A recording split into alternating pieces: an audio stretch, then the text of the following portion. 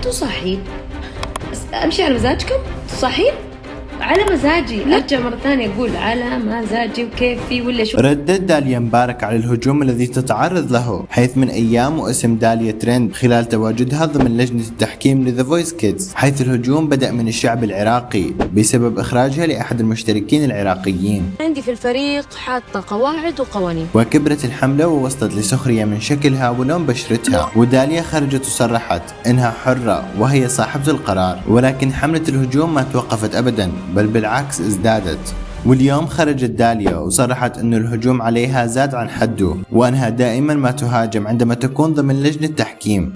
عملنا نفس التجربة السنة اللي فاتت ونفس الشيء، نقرر احنا لجنة او غيري من اللجنة يقرر داليا تتهاجم. وعلقت انه اذا ما توقفت الحملة راح تلجأ للقضاء لأول مرة.